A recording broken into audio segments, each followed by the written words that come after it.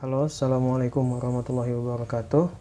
Selamat malam teman-teman semuanya. Selamat malam mahasiswa-mahasiswi STAI Al-Haud Ketapang, khususnya yang lagi menempuh mata kuliah teknik penulisan karya ilmiah. Baik, pada malam hari ini Bapak akan sedikit menjelaskan materi tentang anatomi jurnal. Nah, teman-teman pasti sudah tahu kan, ataupun sudah pernah sedikit banyak mengerti ataupun mengenal tentang yang namanya makalah. Oke, dalam makalah itu yang biasa teman-teman buat, biasanya teman-teman akan mulai dari pendahuluan, kemudian nanti baru isi, biasanya habis itu kesimpulan ya. Nah, dalam pembahasan kali ini agak sedikit lebih detail, kurang lebih hampir sama dengan apa yang sudah pernah teman-teman alami sebelumnya, tapi pada pertemuan malam ini Bapak akan lebih detail lagi menjelaskan apa sih sebenarnya anatomi dari jurnal itu. Nah, singkatnya di anatomi jurnal itu ada beberapa bagian pokok. Yang pertama ada abstrak, pendahuluan, kajian pustaka, metode penelitian, hasil penelitian, kesimpulan, referensi, dan lampiran. Nah, ini biasanya yang ada dalam satu jurnal atau dalam satu makalah. Tapi apakah semuanya harus ada? Tidak semua juga. Kadang pada satu kasus malah pendahuluan dan kajian pustaka itu menjadi satu bagian. Kemudian metode penelitian sendiri, hasil penelitian, kesimpulan, dan referensi, sedangkan lampiran ataupun appendix itu biasanya tidak dicantumkan. Seperti itu. Nah, sebelum masuk ke materi yang lebih dalam lagi nih, kenapa sih kita perlu mempelajari atau mengenal anatomi jurnal?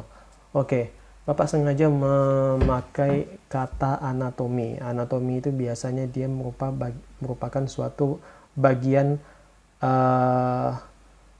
yang akan suatu bagian dalam dia seperti suatu bagian tubuh manusia seperti itu yang masing-masing mempunyai keterkaitan dan akan membentuk suatu jaringan ataupun dia langsung membentuk suatu tubuh gitu. Nah, sama juga dengan jurnal ataupun makalah.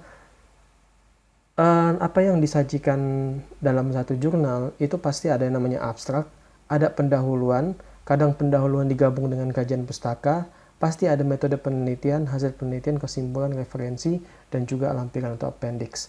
Nah, kalau semisal kita lihat di sini, anatomi ini yang namanya abstrak, pendahuluan, kajian, dan macam-macam lainnya itu ibarat kata adalah kerangka. Kerangka yang akan menopang otot-otot informasi yang kemudian membalut itu dalam satu jaringan dan jadilah sebuah tubuh. Dan tubuh itu yang kita namanya makalah. Nah, andai kata satu bagian ini tidak ada, maka tidak lengkaplah tubuh itu. Dan dalam hal ini bisa dikatakan itu bukan jurnal seperti itu ya, ataupun bukan makalah.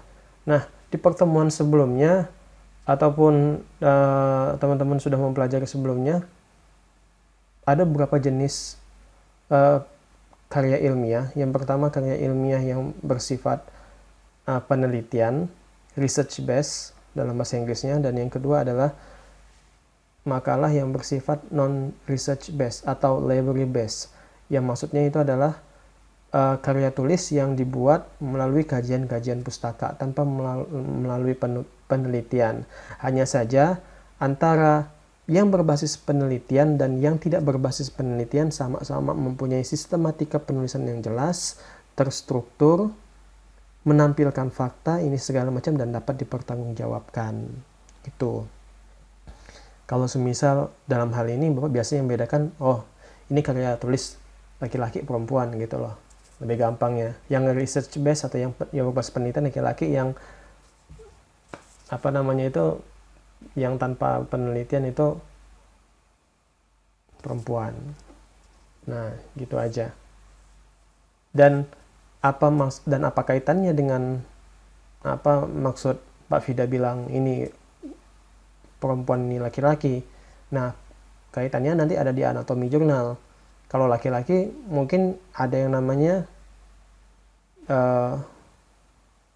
metode penelitian ini segala macam. Nah, sedangkan yang apa namanya itu yang tidak berbasis penelitian mungkin tidak ada, gitu ya. Oke, jadi Bapak review lagi sebelum kita masuk ke materi yang materi utama.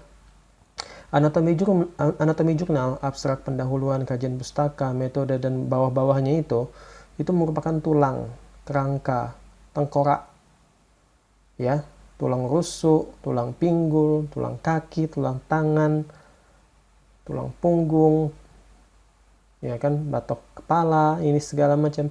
Dan itu adalah komponen-komponen yang wajib ada, di mana nanti yang tulang-tulang tersebut akan menopang otot-otot atau jaring-jaringan informasi yang kita dapat, yang kita sajikan, kemudian ketika itu utuh dalam satu kesatuan, dan itu yang kita namakan tubuh. Itu adalah jurnal. Sampai sini ngerti ya? Nah, oke, selanjutnya langsung saja. Ini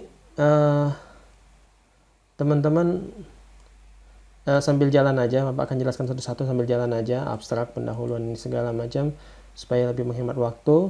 Ini sudah Bapak buka, Bapak sempat download tadi di di Jurnal Pendidikan Agama Islam. Ya mungkin kalau ada keliru, mohon maaf karena mungkin bidang kuliah Bapak dulu ya dengan yang sekarang ini mungkin ada sedikit perbedaan, tapi ya secara umumnya pada sama lah, karena ini pendidikan agama Islam sedangkan Bapak dulu bahasa Inggris. At least the structure is the same. Oke, masuk ke bagian sini. Di sini menyajikan apa sih yang ada dalam kerangka itu. Abstrak itu apa sih sebenarnya? Pendahuluan itu apa sih? Apa aja isinya abstrak sih? Apa sih isinya pendahuluan segala macam sampai ke bawahnya itu apa sih? Nah, ini diinformasikan oleh suatu website yang Bapak download template-nya. Teman-teman bisa lihat di sini websitenya ya, di Monaref ini. Oke. Dia menyediakan artikel, jurnal segala macam, termasuk template-nya. Template itu maksudnya adalah gambaran umumnya, dan ini yang Bapak download. Oke, kita langsung aja mulai. Oke, yang pertama judul. Judul dalam bahasa Indonesia ditulis dengan bold font Antiqua dengan ukuran 14. Jelas ya?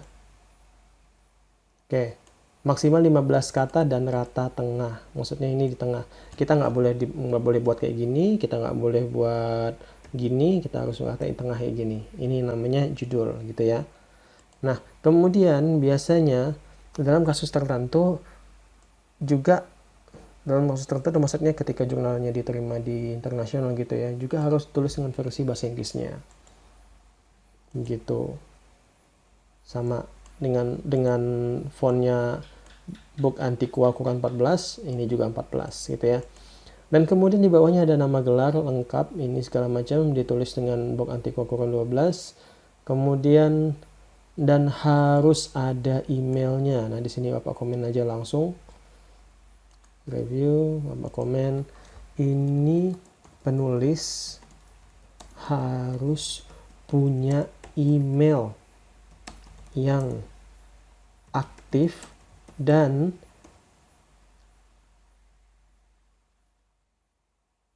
bisa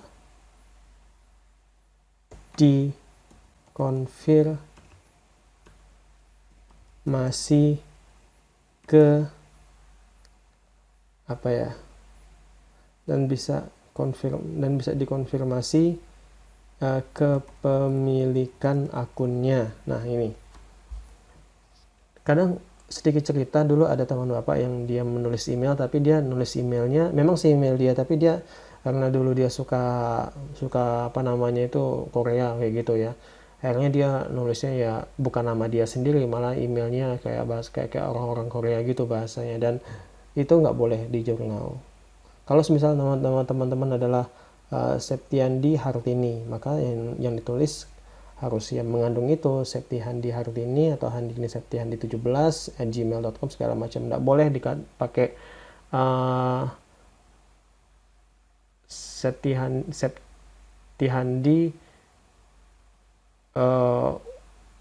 Marvel, Batman, Superman, yahoo.com gitu, nggak boleh. Jadi memang harus terlihat resmi kepemilikannya, sehingga nanti bisa dikonfirmasi, oh ternyata antara nama penulis dan ini juga serasi gitu. Dan juga nama gelar ditulis dengan Book Antiqua 12. Oke, ini sudah jelas ya. Kemudian abstrak. Nah, abstrak ini itu disajikan dua. Yang pertama adalah versi Inggrisnya. Ya lagi-lagi kasusnya kalau semisal ini tingkatnya nasional ataupun tingkat internasional ya. Versi Inggris dan versi Indonesianya. Nah, penulisan abstrak itu biasanya dimiringkan, di italik. Pakai Book Antiqua, sebenarnya juga nggak Book Antiqua sih, teman-teman pakai yang Times Roman pun juga nggak masalah. Yang penting dia ukurannya 11, kemudian dia spasinya 1 ya. Jangan 2, jangan 3, ini dia harus 1, benar-benar 1. Dan juga satunya benar-benar yang kalau bisa sih yang 0 gitu ya. Nah, dia harus memang rapat seperti ini. Dan yang satu hal yang paling penting teman-teman, ada dibatasi. Abstrak harus terdiri dari satu paragraf. Ya. Dan dalam satu paragraf itu memuat kurang lebih 100-150 kata. Jika lebih, maka tidak diterima.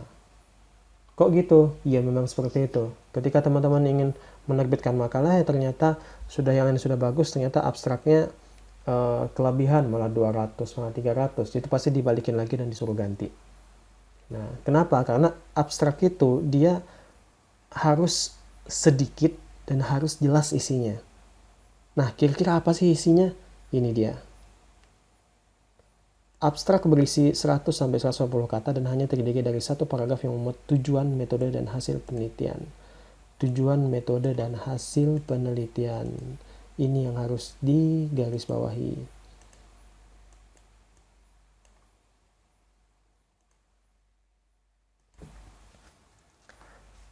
Isi abstrak 1. Dia nggak muluk-muluk ya, nggak perlu kalian tulis yang indah-indah segala macam, karena abstrak itu ibarat kata abstrak itu adalah foto kalian. Orang nggak perlu ngelihat kalian secara nyata dari ujung kaki sampai ujung rambut, cukup melihat profil kalian lewat foto ini segala macam. Oh orangnya gini, oh rambutnya gini, oh pakaiannya gini, oh tingginya sekian, oh dia itu matanya seperti itu, matanya biru ini segala macam. Nah itu jadi abstrak itu singkat, jelas, padat. Tujuan, metode, hasil. Dah 3 itu. Nggak usah kalian tambah-tambah lagi sampai berapa, nggak usah. Dia cukup seperti ini. Dan harus 100-150 kata. Nah ini gimana sih ngelihatnya? Kalau emang kita harus ngitung satu-satu nih, 1, 2, 3, 4, 5. Ya nggak perlu seperti itu. Teman-teman tinggal blok aja bagian ini. Nah nanti di bagian sini, mohon maaf. Nah di bagian sini teman-teman, nah di bagian sini itu kelihatan, oh yang saya blok tadi, yang abstrak tadi itu 28 kata, masih 28 gitu ya. Nah ngerti kan? Gampang kok. Ups, sudah. Nah kemudian masuk, sorry agak kesini. Nah pendahuluan, tadi kita lihat setelah abstrak itu urutannya adalah pendahuluan. Apa sih si pendahuluan itu? Dan apakah pendahuluan juga ada batasan kayak abstrak yang harus sekian kata, harus spasinya segini, harus ukurannya segini, dan segala macam. Ya kurang lebih kalau misalnya di pendahuluan tuh nggak ada yang semacam itu. Dia lebih ke penekanannya lebih ke informasi apa yang akan teman-teman berikan di sini. Itu dia. Itu ya. Nggak ada pembatasan jumlah ini segala macam. Cuman teman-teman yang harus tahu di sini, pendahuluan ini adalah bagian yang sulit. Dia lebih sulit daripada organ-organ yang lain. Kalau bisa dibilang dia ini otak. Dalam organ manusia itu yang lebih penting daripada jantung itu adalah otak, karena sistem saraf ini segala macam, ya kan. Nah, ini adalah pendahuluannya seperti itu logikanya. Sebentar.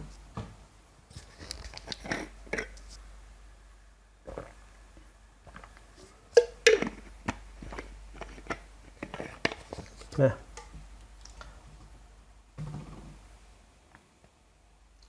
langsung saja. Oke. Pendahuluan ini nggak dikasih nomor ya. Satu pendahuluan titik, nggak usah kayak gitu. Dalam makalah ataupun jurnal itu nggak perlu, kecuali itu dalam skripsi. Kalau skripsi perlu. Tapi kalau nulis makalah, nulis jurnal segala macam ini nggak perlu dikasih A titik pendahuluan, satu titik pendahuluan, ini nggak usah. Nah, yang penting itu di bold aja, dihitamin gitu, ditebelin. Berisi latar belakang yang rasional atau urgensi penelitian. Referensi pustaka atau penelitian relevan perlu dicatatkan dalam bagian ini, hubungannya dengan justifikasi penelitian, perumusan solusi yang baik, cara penulisan soal-soal. Oke, singkatnya aja gini. Pendahuluan ini ya. Pendahuluan ini isinya ada 3.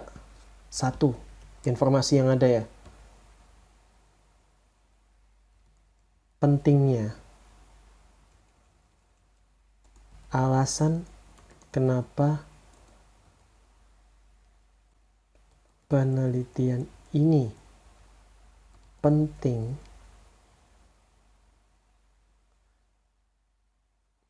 untuk diangkat. 2,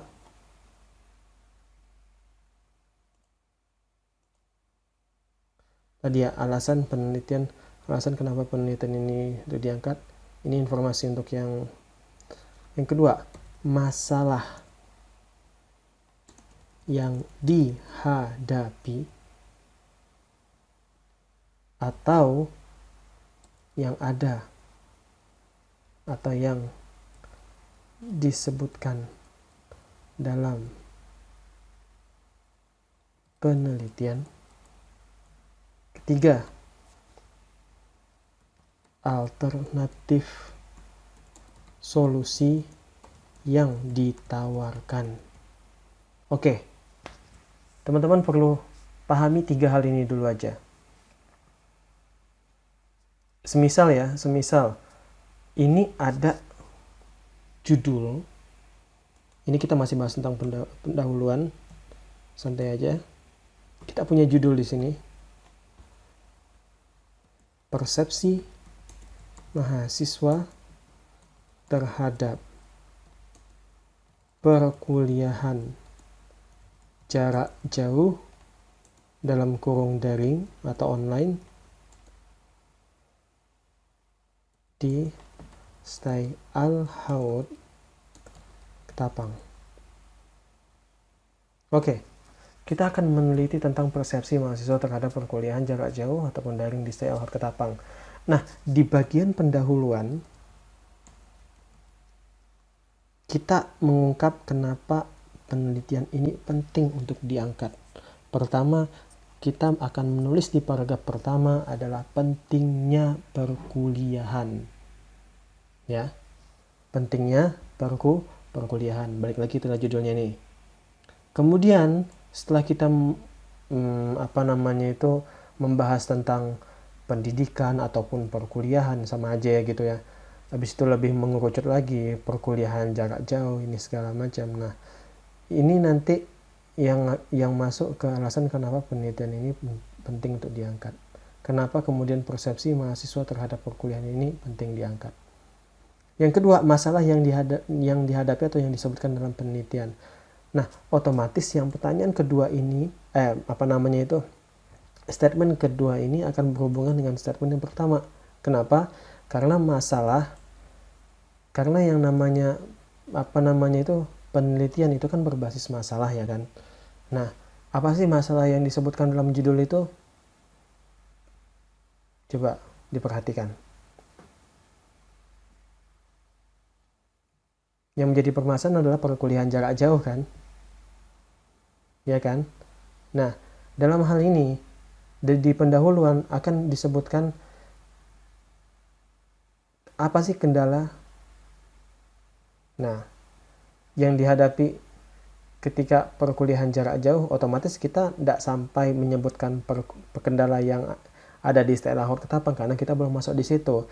Tapi kita bisa menyebutkan secara umum kendala yang dihadapi adalah A, B, C, D. Dari mana kita dapat itu? Otomatis dari membaca jurnal-jurnal lain yang juga menyebutkan ataupun meneliti subjek yang sama, yaitu perkuliahan jarak jauh. Gitu. Jadi kita tidak bisa pendahuluan langsung. Permasalahan yang dihadapi mahasiswa di Al-Haud selama perkuliahan jarak jauh adalah semisal terbatasnya jaringan internet. Kedua, tidak mempunyai HP yang atau tidak mempunyai perangkat elektronika yang mendukung. Ketiga, jaringan lokalisasi apa namanya itu, lokal tempat tinggal yang jauh daripada sinyal dan segala macam. Kita nggak bisa berpikir seperti itu kemudian kita menyebutkan di pendahuluan.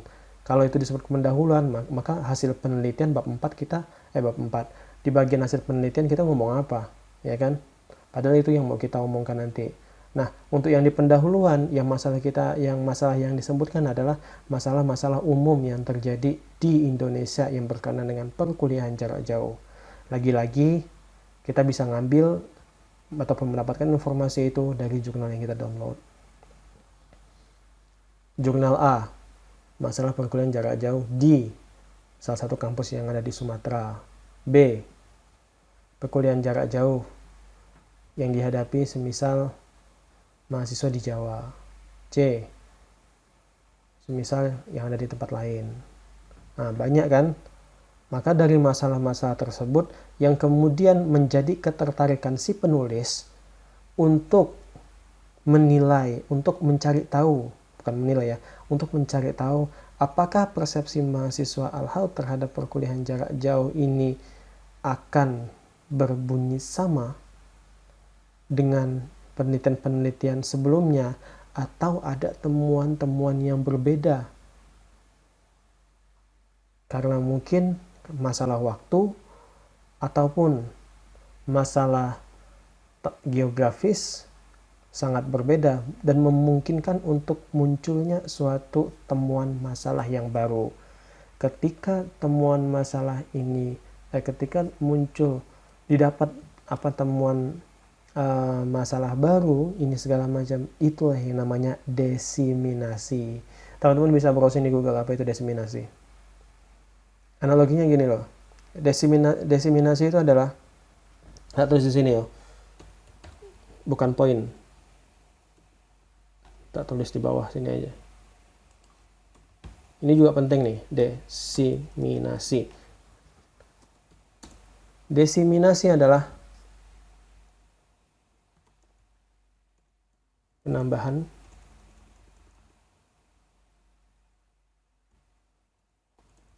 atau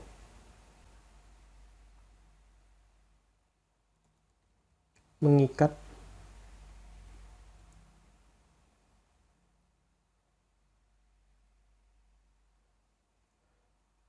sebentar bahasanya.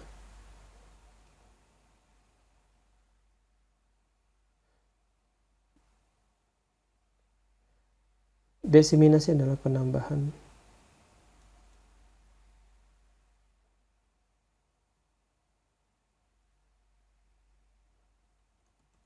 informasi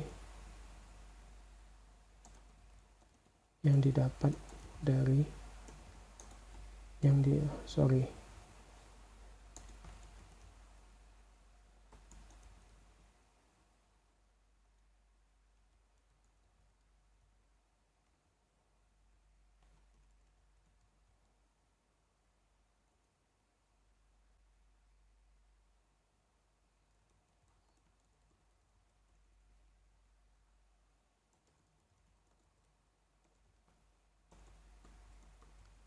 Oke, nanti dikoreksi aja bahasanya. Nah, desiminasi itu ibaratnya gini loh. Semisal si A dia mengatakan kalau si A tahun 2015 meneliti tentang persepsi mahasiswa terhadap perkuliahan jarak jauh, tapi tempatnya bukan di STL Hart Ketapang, tepatnya di Jakarta, semisal. Jakarta ya, lokasi geografis oke. Sinyal oke. Kota metropolitan serba ada, ya. Ditemukanlah masalah 1, 2, 3. A, B, C. Kemudian ada lagi, di tahun berikutnya, Joko meneliti hal yang sama. Cuman dia bukan di Jakarta. Dia di Flores. Tempatnya tidak ada sinyal. Mahasiswa masih gaptek masalah teknologi ini segala macam. Dia memakai hasil penelitian sebelumnya yang diteliti di Jakarta sebagai desiminasi dia, sebagai informasi dukungan dia, pendukung dia. Dan kemudian dia kemudian mencocokkan gitu ya. Oke, kemarin tahun 2015 yang di Jakarta itu ada ABC, tapi yang kuteliti 2016 di Flores ini karena latarnya backgroundnya beda, kemampuan orang menggunakan teknologi beda ini segala macam, maka nambah 3. Jadi yang sebelumnya ABC jadi DEF. Nambah tuh penelitian tuh. Nah, nanti ketika tahun 2019 3 tahun kemudian diteliti lagi oleh Yohana semisal, di situ kemudian disebutkan kalau misalnya penelitian tentang perkuliahan jarak jauh ini dilakukan di daerah urban yang bisa dibilang terpencil enggak, ya tengah-tengah lah ini segala macam. Dan didapat kalau penelitian sebelumnya yang A, B, dan F itu udah enggak ada lagi persepsinya tentang itu, malah ini ada baru lagi GH nambah 2. Cuman yang A, B, dan F sebelumnya enggak ada. Nah, itu yang namanya desiminasi. Desiminasi mungkin aja dia menambah. Dan mungkin ya menambah dengan alasan, dan juga mungkin dia akan bukan mengurang ya, tapi mengkomparasikan ini segala macam juga dengan alasan. Itu dia masalah-masalah yang dihadapi. Kemana lagi nih? Nah, alternatif atau solusi yang ditawarkan. Yang poin 3 ini dalam kasus yang lain lagi ya, judulnya dalam suatu judul misalnya disebutkan penerapan STAD, penerapan metode itu ya, metode STAD dalam penguasaan touch with. Oke. Semisal ini kan opsional, alternatif yang ditawarkan. Nah, dalam satu judul spesialnya penerapan metode STAD dalam penguasaan dalam penguasaan tajwid oleh siswa kelas 5 Madrasah Ibtidaiyah Min Negeri Min 1 Ketapang. Nah, ini kan penelitian yang berbasis, ini kan karya tulis yang kemudian akan yang kemudian berbasis penelitian ya, karena dia melakukan penerapan metode STAD dalam penguasaan tajwid. Dalam judul ini kita bisa membayangkan kalau seorang peneliti ingin menerapkan metode STAD ke dalam pengajaran tajwid agar siswa itu gampang atau dapat menguasai tajwid dengan metode seperti ini. Masalahnya mungkin metode-metode sebelumnya itu kurang ampuh. Entah itu metode berpasang-pasangan, entahkah itu metode dengan menggunakan gambar, apakah itu metode dengan cara mendengarkan, segala macam, mungkin kurang efektif. Dan si penulis mencoba untuk menerapkan metode STAD, for information ya, sekedar informasi aja, metode STAD itu adalah metode yang biasa yang mengkelompokkan siswa menjadi beberapa bagian, kemudian mereka dalam kelompok itu saling belajar mengkoreksi sendiri anggota grup mereka masing-masing, sehingga pembelajaran lebih terkonsentrasi dalam jumlah yang kecil seperti itu metode STAD. Dan penerapannya banyak variasinya, gak hanya itu gitu ya. Nah, ketika yang sebelumnya tadi di poin 2 ini disebutkan kalau STAD itu kalau misalnya metode yang mendengarkan segala macam itu udah tidak efektif karena dengan alasan gitu ya, dengan beberapa alasan yang dikemukakan, dan mungkin alasan itu didapat dari penelitian-penelitian sebelumnya yang kemudian dijadikan di sini gitu kan, disebutkan di sini, maka si penulis pun menyarankan ini alternatif solusi yang ditawarkan apa? STAD tadi.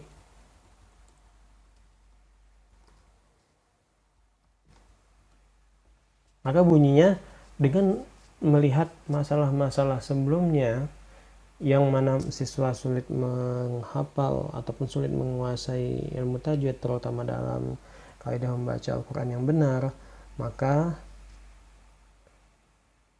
si penulis tertarik atau si peneliti tertarik untuk menerapkan metode STAD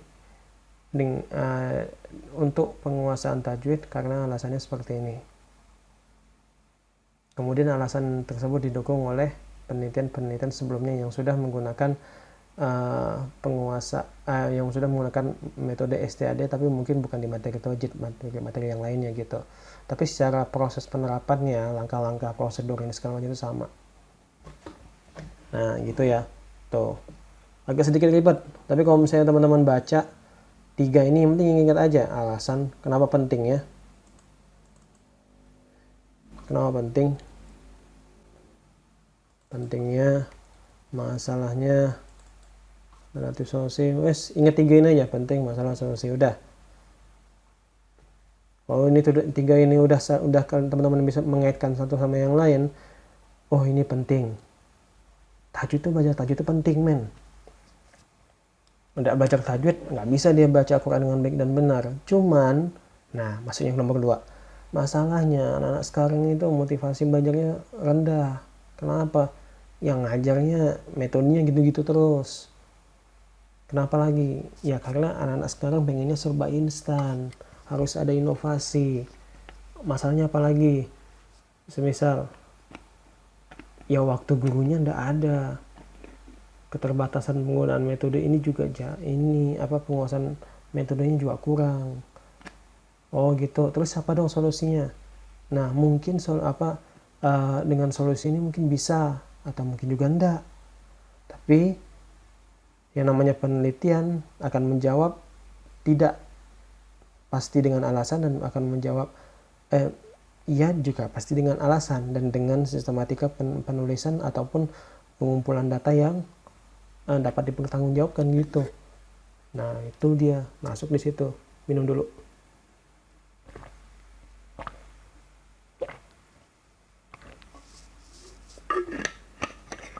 Alhamdulillah ya Allah.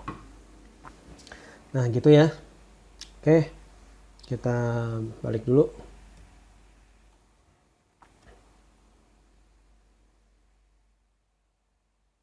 Nah itu tadi pendahuluan ya. Jadi kita hari ini belajar pendahuluan dulu. Nanti habis itu kita belajar metode dan lain-lainnya. Tapi sebelum kita akhiri, kita review dulu sebentar. Kita ada punya sedikit contoh. Mana bandanya tadi? Dadas. Oke. Nah ini ya. Silakan dilihat. Judul dalam bahasa Indonesia ada. Dalam aktivitas model pembelajaran kooperatif STAD menggunakan alat peraga Al-Quran untuk meningkatkan penguasaan tajwid. Oke, ada. In English version, tidak masalah. Mau ada, mau enggak, tergantung situasinya. Nah, nama tanpa gelar ditulis dengan huruf bok antiko ukuran 12. Nama ada, Ali Arifin. Diikuti lembaga, tidak kelihatan ya boy. Diikuti lembaga atau instansi. Ada enggak di sini? Instansi. Ada. SDN 1 Mojokerto, Jawa Timur. Harus alamat korespondensi, khususnya email. Ada. Email alimuddin 474yahoo.com. Ada nih. Ali. Nggak alay gitu ya. Bahkan namanya ini Ali ini, jangan pakai nama, udah namanya lain, emailnya juga lain, itu biasanya meragukan. Muhammad Habibullah, Islam Lamongan Jawa Timur, email ini juga ada emailnya. Dia penulisnya ada 2. Ya penulisnya bisa 1, bisa 2, bisa 3, bisa 4, ya tergantung ya. Karena nggak ada ketentuan kamu harus nulis 1, kamu sebagai penulis. Kalau misalnya dia tim, ini kan tim, ini kan kamu kolaboratif, Ali Arifin sama Habibullah, yang tahu teknisnya ya mereka ini segala macam, tapi tetap bisa dipertanggungjawabkan. Semisal ada data yang keliru ini segala macam, 2 orang ini tetap bisa bisa dimintain keterangannya gitu. Nah kemudian bawahnya itu ada DOI, Date of Index 10.114. Nah teman-teman pasti bingung, ini apa sih namanya nih? Apa sih Pak DOI itu Pak? Oke, DOI itu kayak semacam, kalau pegawai negeri itu NIP, nomor induk pegawai. Jurnal juga punya. Fungsinya buat apa? Fungsinya biar ketika jurnal itu dipublish dan dibaca banyak orang, itu tidak bisa dimanipulasi. Karena apa? Sudah pernah terdaftar. Siapa yang daftarkan? Kemenristek Dikti, Dirjen Keilmuan dan Teknologi.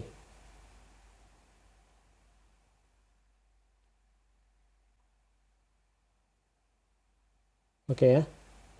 Jadi DOI ini, ketika teman-teman publish jurnal, maka nanti DOI ini akan mencatat nomor seri teman-teman, dan semisal ada pembaca yang lain ingin membaca punya kawan-kawan, maka nggak usah bingung-bingung, tinggal cek DOI-nya itu langsung keluar. Dan juga ini akan meminimalisir atau mencegah terjadinya penyalahgunaan naskah. Ditulis Arifin nih, ditulis sama Habibullah juga, tahu 2 tahun kemudian semisal muncul tulisannya hampir sama ini segala macam, hanya sedikit perubahan segala macam, tapi penulisnya lain, ya kan? Nah, maka nanti orang-orang akan bisa mengklarifikasi itu atau melihat itu melalui nanti DOI ini. Ini nanti akan dijelaskan lebih lanjut lagi. Oke, abstrak 1 paragraf, betul kan? Betul. English, bahasa Inggris dong. Bawahnya apa? Bahasa Indonesia dong. Selesai. Oke, 1 lagi lupa. Keywords. What is keywords? Nah, keywords atau yang kita artikan itu adalah sebagai kata kunci. Ini adalah, kenapa sih dibilang keywords atau kata kunci? Tak zoom aja ya, ini tak gedein dulu. Nah, kenapa sih ini dibilang kata kunci? Apa sih kata kunci itu, fungsinya buat apa sih? Nah, namanya juga kata kunci, maka kata yang ditulis di sini. Jadi kata kunci itu bisa 2, bisa 3, bisa 4 gitu ya. Biasanya sih tidak lebih dari 5 biasanya. 2 1 4 kata yang atau frase yang penting, spesifik dan representatif bagi artikel. semisal teman-teman tadi tentang penerapan metode STAD untuk penguasaan tajwid, maka kata kuncinya adalah 1. STAD, 2. Metode, 3. Tajwid. Nah, balik lagi, kenapa dinamakan kata kunci? Karena kata-kata yang ada di situ mempunyai fungsi untuk membuka jendela si pembaca pertama kali. Apa sih isinya ini? Kalau bagi Bapak, kata kunci itu kayak hashtag. Iya, kayak hashtag. Semisal nih, hashtagnya adalah STAD, hashtag kayak Instagram gitu ya. Hashtag lucu, maka ketika di Instagram pakai hashtag lucu, ketika dicari maka konten-konten yang lucu akan keluar. Sama juga kayak di jurnal, kata kunci itu sama juga kayak hashtag STAD, di enter, nanti dicari, maka STAD yang banyak keluar dengan berbagai macam versinya. Metode akan keluar juga dengan berbagai macam versinya. Tajwid juga akan keluar dengan berbagai macam definisinya, ini segala macam, ya gitu, sama. Jadi kata kunci ini penting. Karena apa? Karena sebagai pembaca nanti ketika dia sudah membaca abstrak, maka dia akan melihat kira-kira nanti penulisnya akan lebih banyak ngomong tentang apa sih?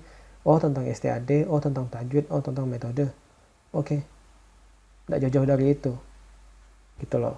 Dan kemudian kalaupun nanti semisal si pembaca ini lagi hunting artikel gitu ya, lagi cari-cari artikel yang kira-kira pas untuk jurnalnya ini segala macam, dia pasti kan ingat kata kunci ini. Dia ada bahas masalah istiadat enggak ya? Dia lihat. Ada nih dia bahas nih. Oke deh, download. Gitu. Enggak ada nih. Kok sama sekali enggak ada, dia bahas cuma bahas metode sama tajwid aja. Wah, enggak cocok nih. Skip.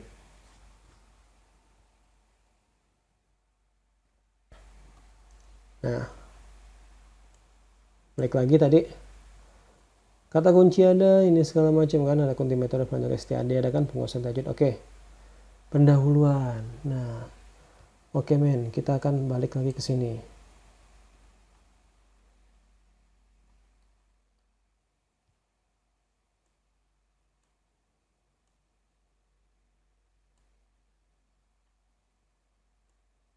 Kita ngomong alasan kenapa penting, masalah sama solusi. Kenapa dibilang penting? Ya, pendidikan agama Islam penting karena dia adalah dasar yang sangat ini, kenapa penting? Kan tajwid kan berhubungan dengan ini ya, salah satu salah satu dari sekian banyak turunan daripada ilmu agama Islam. Pendidikan agama Islam adalah satu dasar yang sangat penting bagi pendidikan Indonesia sesuai tingkatan. Oke, dia ada nyebutin pentingnya ini. Menurut Nata 2015, kehadiran pendidikan agama Islam di sekolah umum merupakan satu perjuangan panjang yang memakan waktu, tenaga pikiran tidak sedikit. Penjuangan telah mengatakan sehingga perkembangan pendidikan agama Islam sangat perlu perhatian dari semua kalangan, baik dari hal yang mendasar hingga detail. Ini adalah perkataan Nata 2015. Bisa diambil dari mana? Bisa dilihat dari mana Nata berbicara seperti ini? Bisa dilihat nanti di artikelnya atau di jurnalnya, entah nanti dia ngomong di pendahuluan ataupun nanti di bagian hasil mungkin.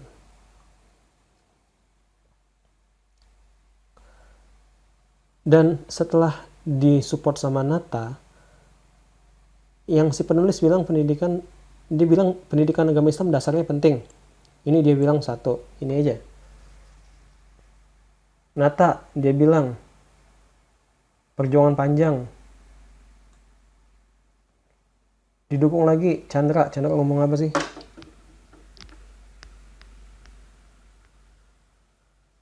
Nah, walaupun perjalanan panjang, tapi problematikanya banyak juga men. Apa sih problematikanya? Jelasin di sini. Problematikanya adalah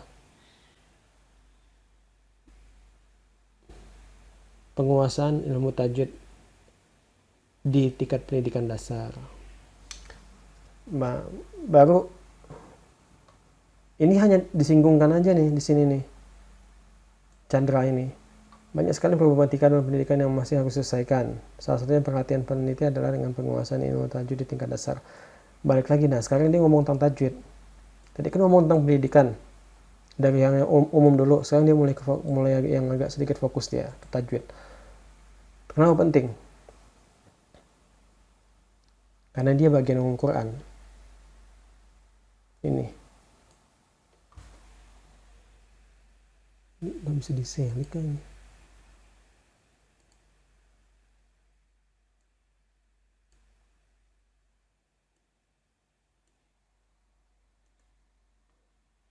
Kemudian kenapa penting juga? Karena itu syarat mutlak dalam membaca Al-Quran yang benar. Kenapa dibilang penting juga? Karena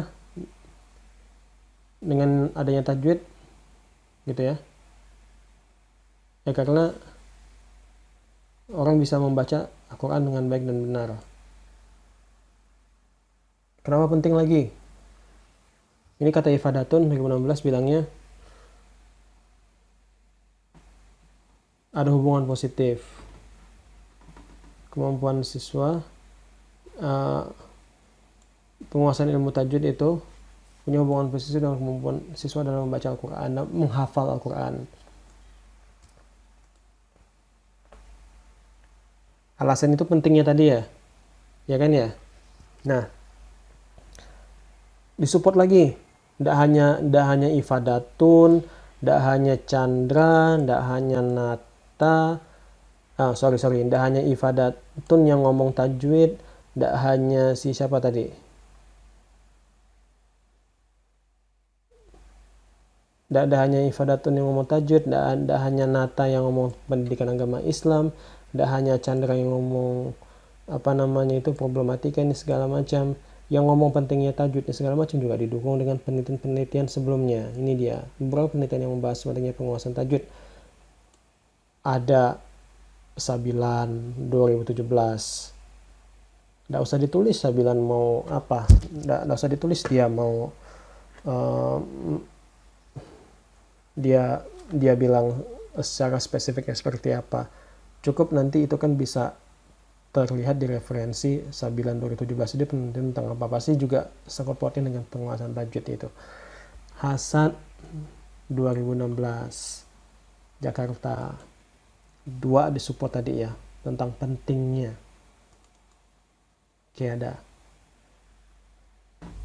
Cuman di sini ada masalah juga disebutkan. Fakta yang didapat di penelitian di sekolah dasar adalah siswa yang sudah bisa membaca Al-Quran memiliki kendala dalam penguasaan ilmu tajwid. Hal ini berpengaruh terhadap kualitas bacaan yang dimiliki siswa. Kualitas bacaan. Masalah juga nih. Selain itu, pengajian tajwid digunakan selama di sekolah dasar sangat kurang, yaitu hanya 1 bab dengan 2 kali tatap muka. Oke, dibahas juga nih. Tadi bahas kekurangannya tentang apa tadi?